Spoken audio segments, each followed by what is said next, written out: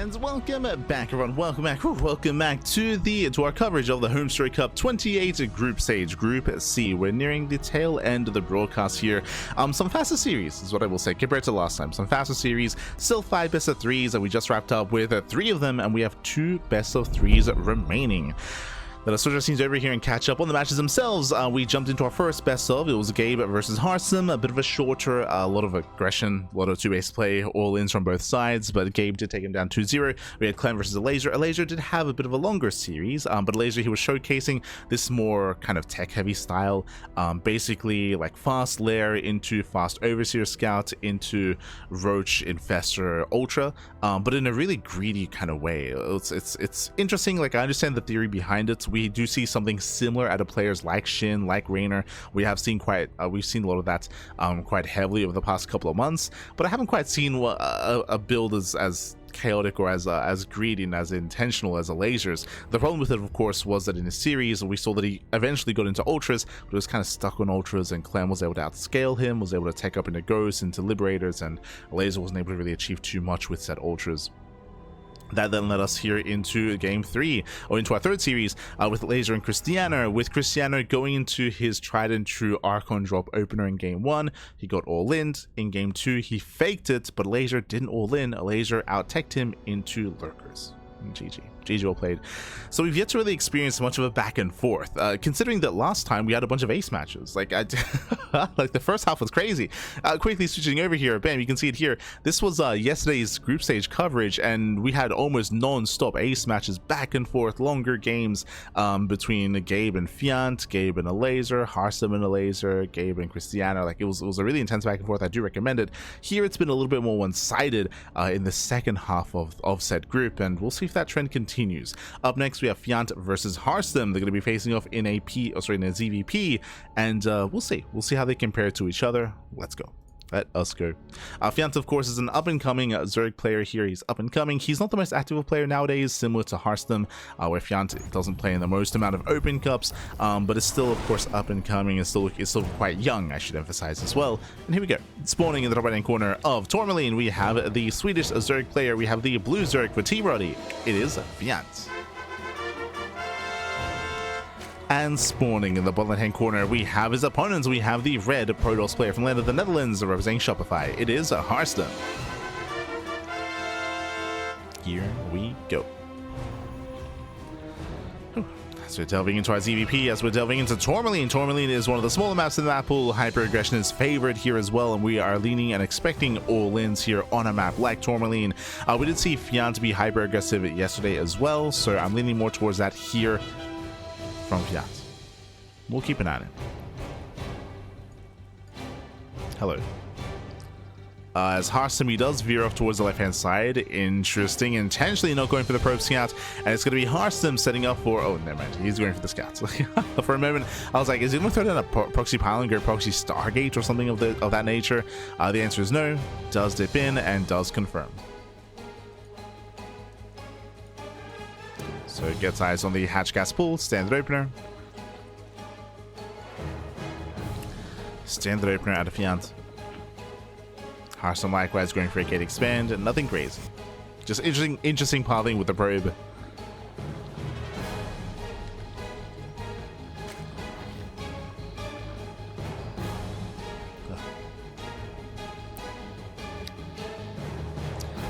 Outside of that, we are going to be building up.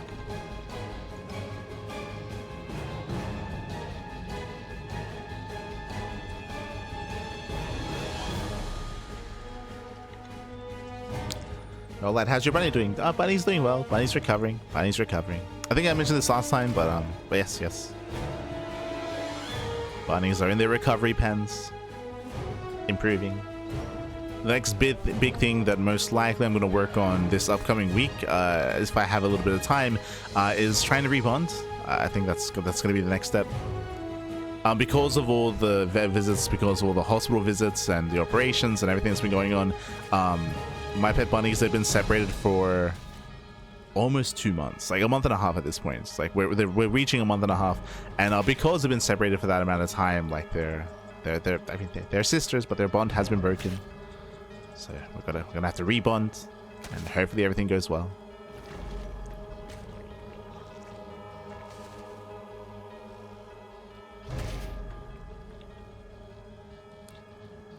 Basically, because they've been separated for so long, like they're very scent based, and their scents are now a little bit less familiar to each other. So they're not as close as they once were. So we've got to reintroduce them, basically. Oh. As Harstem does up into the main. Denying mining and causing a little bit of chaos here in between the bases. Both the main base and the natural. So denying mining time. Behind this Stargate opener out of Harstem, opening up Oracle into a third.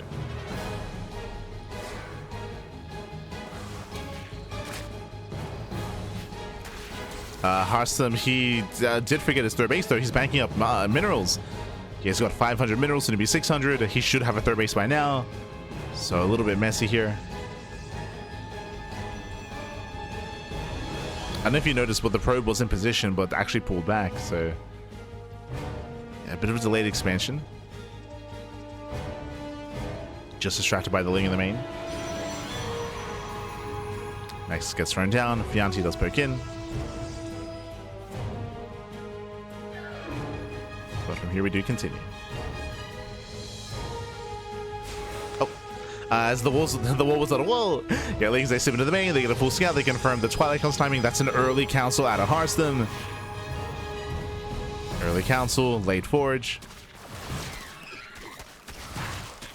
Now, if I remember correctly, I'm pulling this back from the previous HomeStory Cup, from HomeStory Cup 27. Harstem, he was fond of going for an early Twilight Council into Blink, into delayed Forge, not necessarily for an all-in. If this was any other player, I would assume Glaive Adepts, right? I would assume Glaive Adepts, but Harstem just got scouted, so does he still commit into Glaives, or do we go into Blink? Meanwhile, 5 drones go down. Nice harassment there by Harstem. The Oracle does pop up. And there it is, Glaives. Okay, so he still commits. So Glaive Adepts here. Bearing in mind that Fjant did already scout, he saw enough to confirm Glaive Adepts himself. And we do see Fjant going for a safety Baneling Nest. Ooh, bold move. Going for a Baneling defense here is difficult against Glaive Adepts. Not impossible, but it is difficult. Your goal is to try to catch the Adepts, lock them down, and then have your slow Banelings crash in.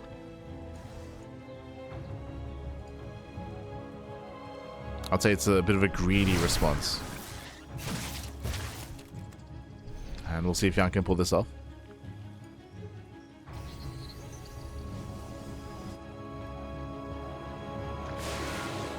As Harstem does move in. Threatening a shade.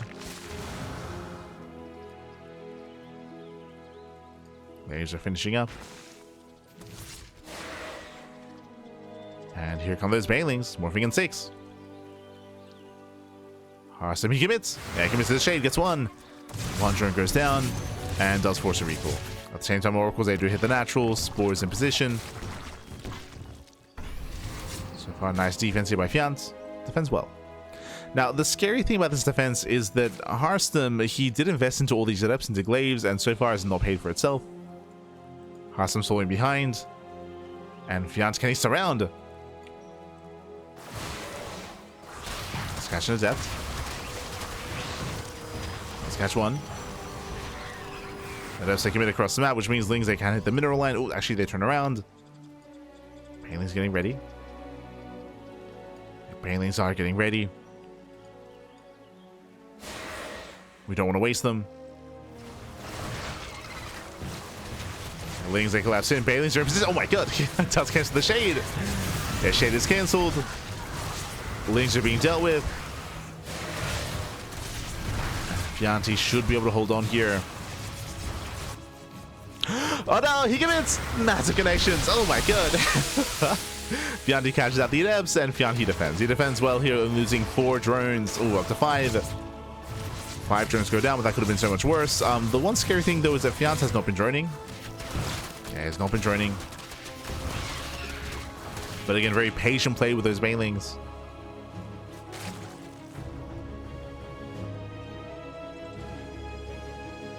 As Fjant is now redroning, resaturating. Behind this, going into Ling Bane Hydra.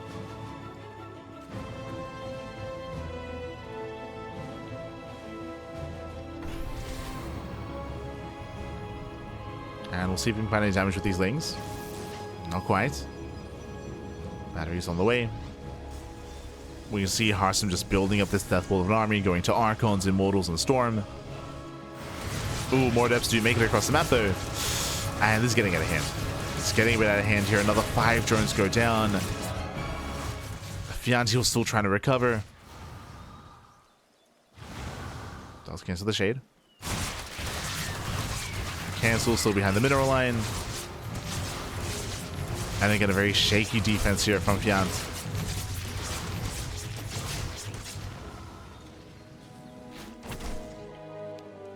And Harstem, he's pushing. He's got Storm.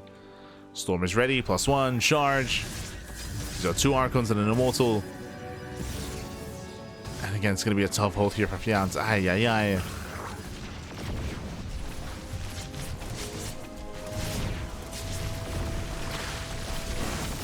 Let's collapse in. Oh! Bailey's they force out the Archons. Okay. Very nice. No more storms. Yeah, 0 storms. But there aren't enough Hydras here. Yeah, not enough Hydras, not enough Roaches.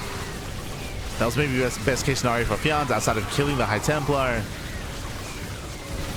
But the Warbinds continue. Yeah, the Warbinds do continue. Harstem, he overwhelms. Breaks through the Roaches, breaks through the Hydras, and breaks the Natural.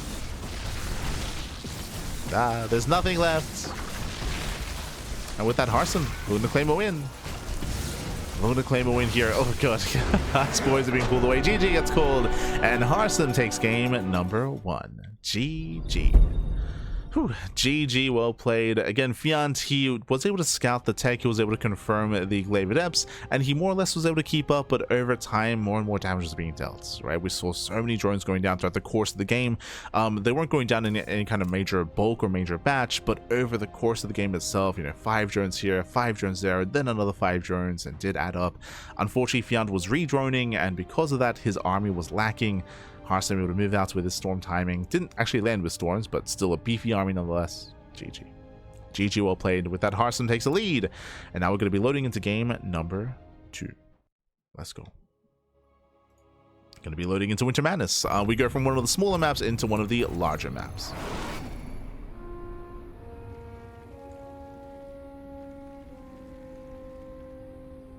Here we go. As spawning in the top left-hand corner here of Winter Madness, we have the Swedish Zerg player. We have the blue Zerg representing Team Roddy. It is Fjant.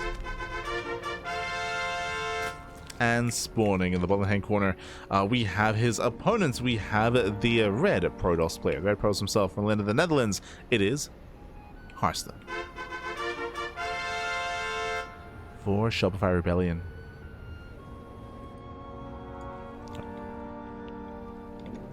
Go.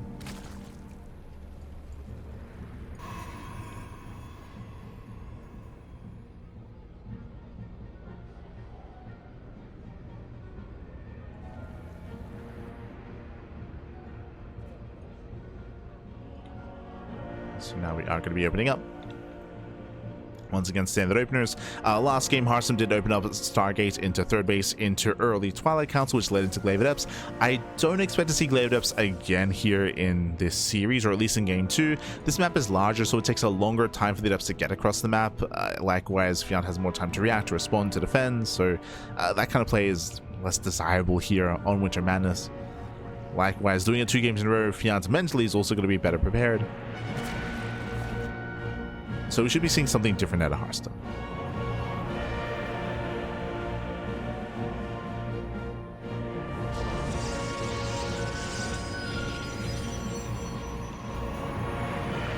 Should be.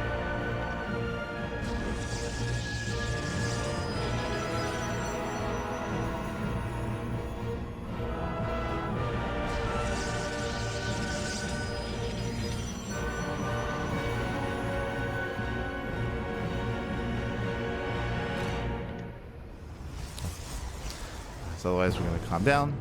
Going to be joining up. Likewise from Fjant, I don't really think there's many aggressive options for him here on Winter Madness. We could see Mutaplay, for example. Again, I haven't covered Fjant in quite some time, so I don't know what kind of tendencies he has. We're here kind of experience that ourselves.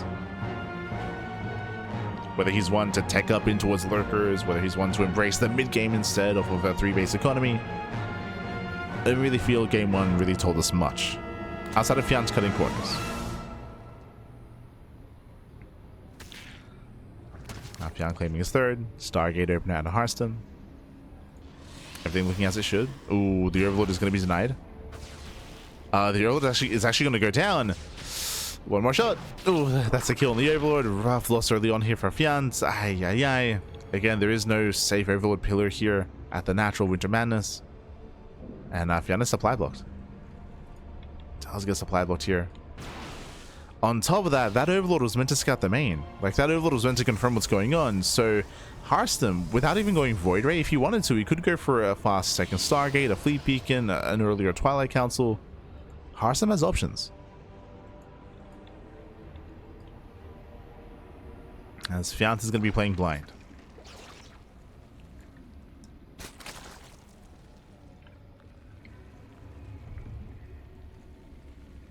He's playing blind.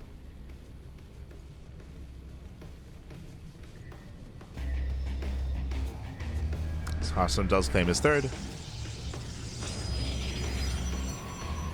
At a much cleaner timing here compared to game one.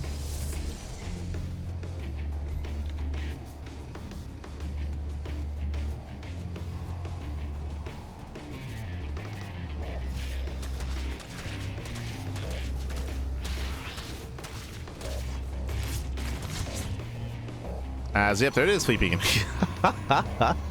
Which makes sense. Now again, this isn't necessarily like a standard response or a standard follow-up, but because Fjant lost that Overlord, as we were mentioning, as we were emphasizing, this does become more accessible for Harstem. Whether it was going to be a Fleet Beacon or a Twilight Council or even a Robo follow-up, like something crazy, something more tech-heavy. And Fjant is playing blind. The Overlord movement from Fjant in the early game almost reminds me of like someone who's maybe not as well versed, maybe with the maps, or not as practiced. You kind of like autopilot and you just send your Overlord to the natural, whereas on some maps it's not safe to do so. Felt like an autopilot kind of maneuver. They've all been there. Tempest are mounting, so we're rushing into Tempest. And we do see that Fjant is getting a safety Roach Warren, so unlike last time, if there were Glaive Adepts, he'd have Roaches to defend instead of Banelings. But as we can see, Harstem is backing up those Tempest. Lair is on the way. Once the Lair finishes, then Fjant can go for an Overseer Scouts. Until then, Fjant is still playing blind. Just waiting for that Overseer. Waiting for that Lair.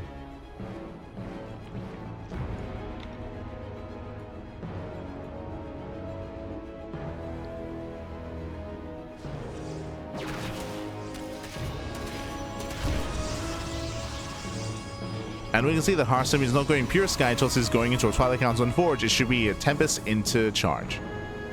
Into Charge, Archon Storm. With a supportive ground composition. Tempest, they move out for the first time. We have 3, soon to be 5 Tempest. And how many Queens are there? 5. So there's 5 Queens. That's not a lot. Ay, ay, ay. We have Tectonic Destabilizers on the way. That's for bonus damage to structures. Tempest, they move in. And Tempest are revealed for the first time. There's the first chance to use. One Queen is going to go down. Oh, a chance to use barely. Let's keep it alive. Okay.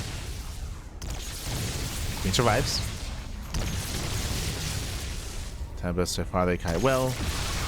Take down the Spore. Spire has begun. And we can see Fjant instantly counterattack. He has to do something with the Grand Army. Fjant is going for the run by. Queen does fall. Down to 3 Queens.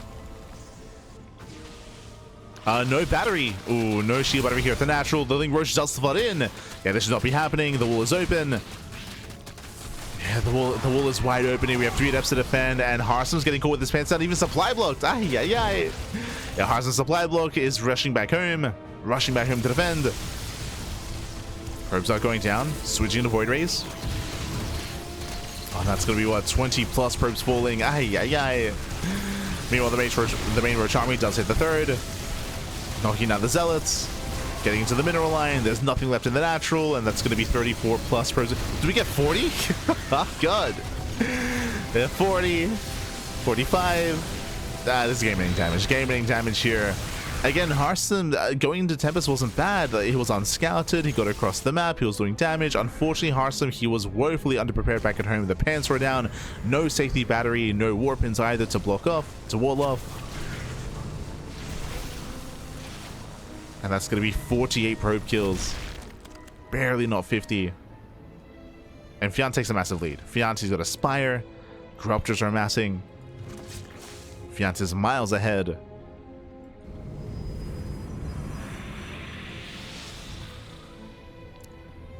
And sure, we have a couple of Tempests left over, but at this point there are plenty of Corruptors. More than enough. It's going to be 9 Corruptors here for Fjant. He has his anti-air.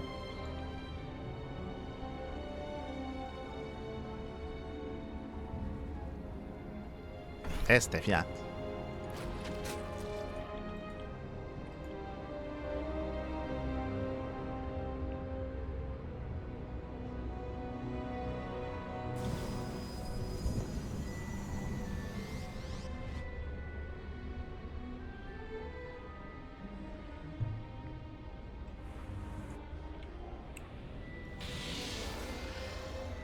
Yeah, as we see Fjant's pushing. Honestly, he doesn't need to. Like, if Fjant wanted to, he could just chill. He just chill, take another base, drone up, tech up in a hive, throw down infestation pits, get ready with more upgrades. Fjant could just calm down, but he's pushing. Fjant, he will soon max out. Then he wants to break Harstem.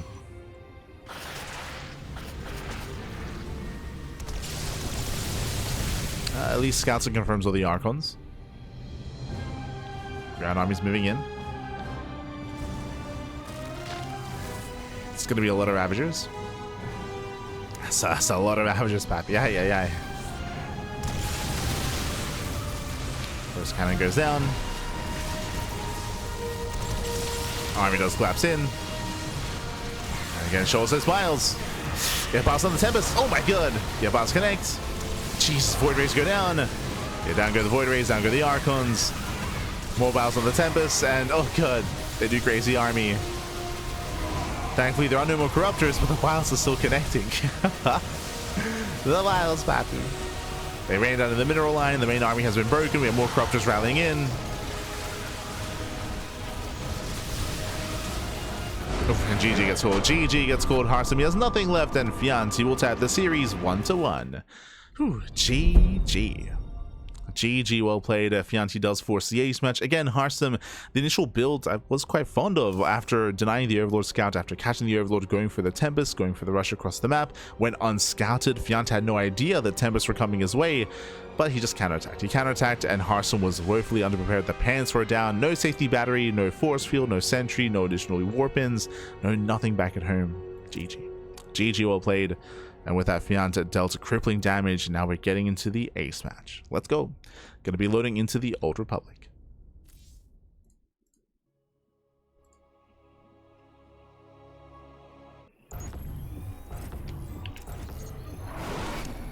And spawning in the top right-hand corner of the Old Republic, we have the Swedish Zerg player. We have the red Zerg, sorry, the blue Zerg, representing Team Roddy. It is Fjant.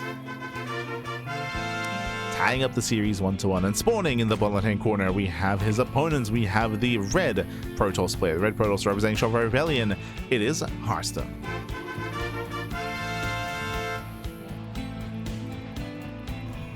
Go.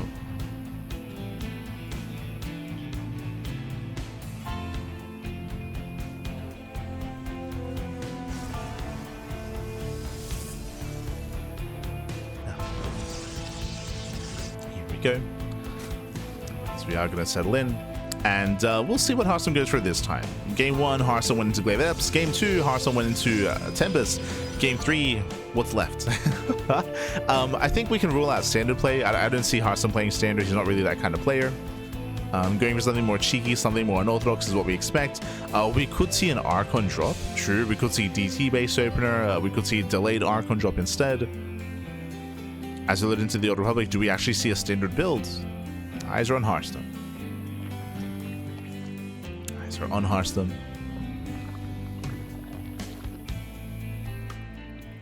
It's going to be more on Fjant to scout and to react to what Harstem's up to.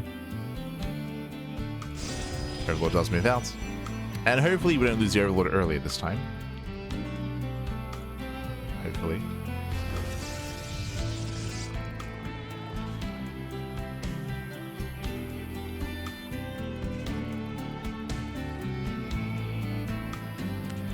Harstem's my favorite European pros. Yeah, Harstem, he's a very entertaining guy. It's entertaining, but for sure, for sure.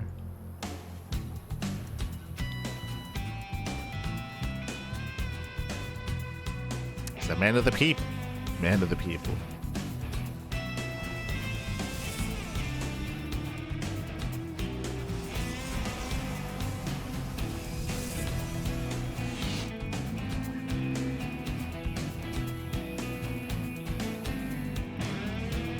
Pulls the pokes in. This time will be Adept first, not Stalker. The Overlord should be safe. Should be fine. And we do have our Stargate. So just like every game we've experienced so far, it is going to be a Stargate opener, but it's the follow-up here that is typically more unorthodox, more unusual. It's the follow-up which matters most.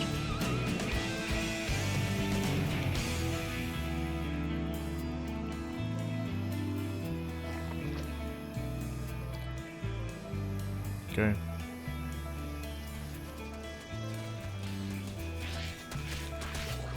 That's Fjant is joining. From here we can get into our Oracle, into our third base. Technically Harstem could open Void Ray, but based on the rally here should be the Oracle. Ah, Stalker follow-up. Okay. He wants that Overlord and it's being left idle. No, no. Yeah, the Overlord is in danger.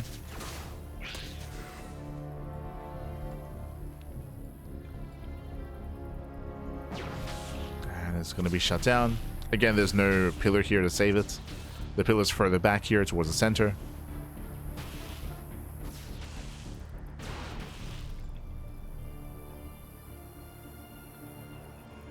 Stalker does give chase. As the Stalker moves out, Lings are moving in. Back at home, there's one Adept in position. The Oracle is towards the center. Does with the Lings. It should be fine. Should be fine. Harstem is keeping up.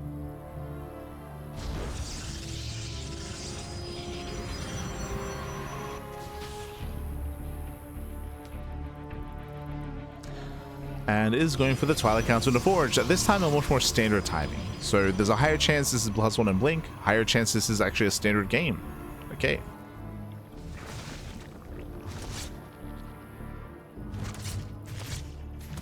Show us what you got. We have been seeing a rise in popularity of +1 and charge based follow-ups instead, especially from the Korean Protoss players. I don't really know if Harstem is one to go for that style though. It's much more aggressive. As he pokes in, gets one, gets two drones. Two drones go down, second Oracle does arrive. But doesn't get in. Taking a lot of damage.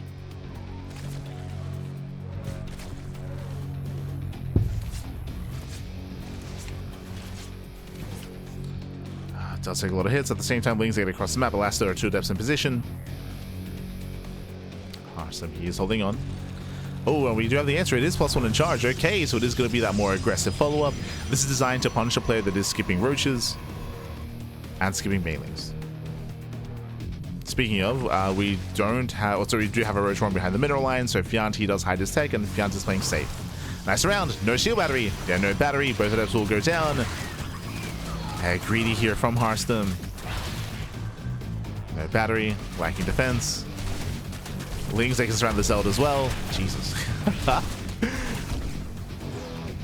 Yeah, getting more damage that should have happened here. So far, Fjant is holding his own. He's doing well.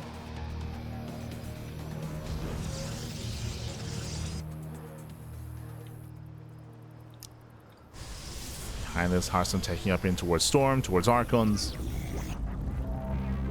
But he's kind of stumbling his way there. And again, as you mentioned, ideally this is against Ling Hydra, but it's going to be Roaches.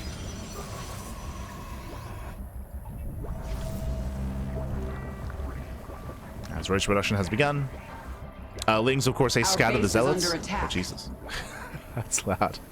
But Fjant, scan those Zealots warping in, screams charge, so he knows. Like Fjant, he's fully aware of the composition. And now he confirms. Confirms the Archon. So Fjant knows he needs more roaches.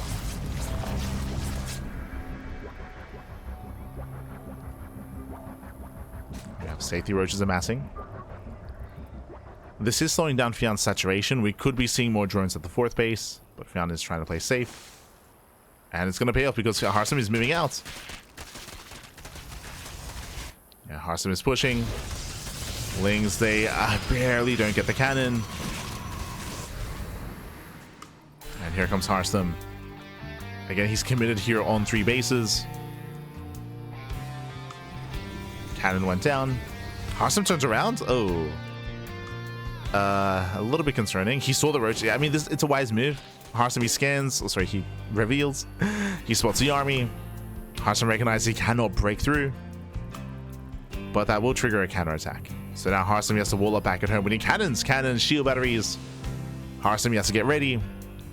His army is very vulnerable right now. Fjant is coming. And now he throws down the cannons. He's getting cannons in the bases. Oof. Yeah, he's not setting up here defensively. He's not set up at the 3rd. The army has arrived, and Harstem, he has 1 immortal. No storm, 1 Archon as well. Harstem is not ready. The Panzer down. Yeah, the Panzer down once again. Harstem, he saw the army. He knew what was coming his way. And Harstem will lose everything. He'll lose everything here. Yeah, Fjant's nobly out of control. Committing, making 26 more roaches behind this. Prism does attempt to harass. Does attempt. And we're just rallying. We're just rallying across. I'm a little bit surprised there were no Ravagers morphed in. As I say that, there we go. 4 Ravagers are now morphing in. Zealot harass across the map. But again, there's only 1 battery here at the 3rd. Storm is done, but the High Templar aren't ready. They need more time. They need more time, they need more energy. Fjant has to make a choice. Does he go for the expansion? Does he dive on the army? He's trying to do both. Going for the Templar. There's her Storm. The Storm does land. Yeah, decent Storm, but the base is going to go down. Yeah, 20 plus probe kills. There's 3 immortals left. The immortals, I mean, there's a healthy immortal count, but there's no support. There's no support. 4 immortals. Getting up to 5.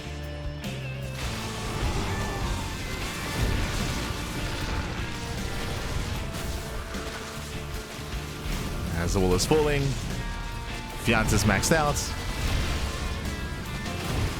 Again, there's no batteries here. There's no defensive setup. So we can just stutter step in. It's still an inefficient fight here for Fjant. These immortals, they just go to town on the roaches, but there's not enough here. It's only immortal. Their base goes down. Fjant forcing his way in.